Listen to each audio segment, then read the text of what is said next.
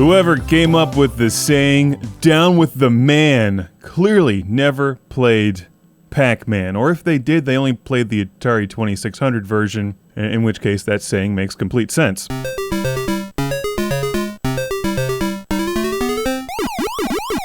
How about a new one? Up with the man! Pac Man on the Nintendo Entertainment System. Who's the man? Pac's the man.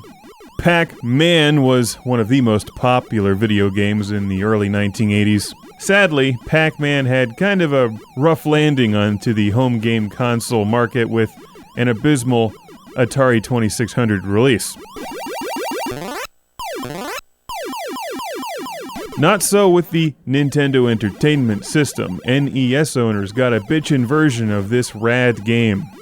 Awesome.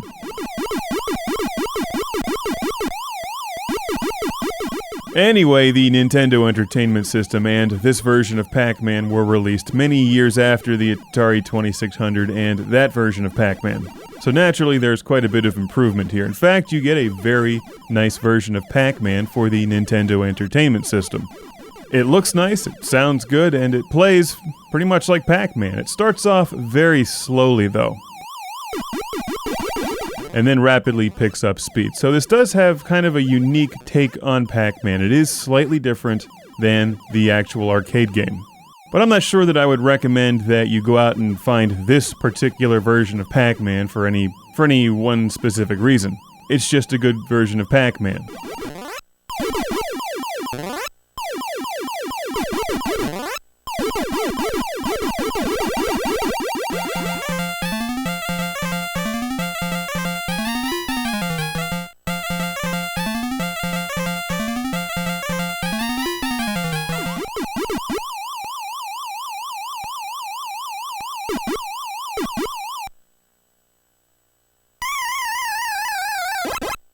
You know what this game could really use? Think about it. Flamethrowers. Like when you come back with an extra life, you should look like Dig Dug with a flamethrower. They may be ghosts, but I'll bet they're flammable. What are they ghosts of, by the way? Has that ever been explained? Who or what died to create the ghosts in Pac Man? The ghost of Christmas, present, past, future, and Casper's brother. I don't know.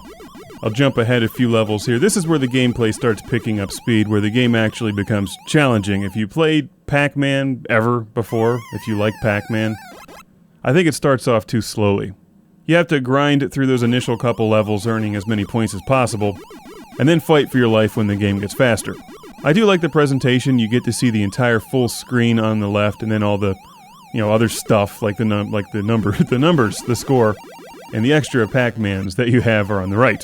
I like that the score shows up in white numbers on a black background that you can easily read. You don't need a decoder ring or anything. That's presentation.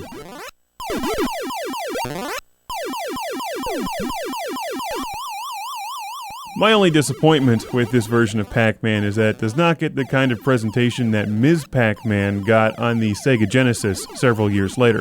That version of Ms. Pac Man is really cool because you get a good version of the game and a number of additional mazes keeping with the traditional Ms. Pac Man style. I'd have liked to see them take this one a bit further because the NES was perfectly capable of that. But as it is, this is a nice traditional version of Pac Man for a home game console, and fans of the series back in the day would be fortunate to have this game cartridge. As I am fortunate to have this game cartridge donated to Classic Game Room by Andrew in Pennsylvania, the great Keystone State of the nation. Do you know why they call Pennsylvania the Keystone State? Because we invented keystones. The license plates used to read, "You've got a friend in Pennsylvania." They no longer say that. I'm not sure what that means. I just felt like throwing that out there. Thank you, Andrew. You've got a friend in Pennsylvania.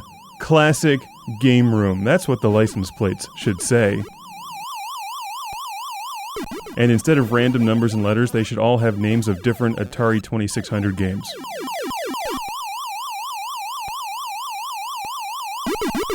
Another nice thing about this particular version of Pac Man is the artwork on the game cartridge.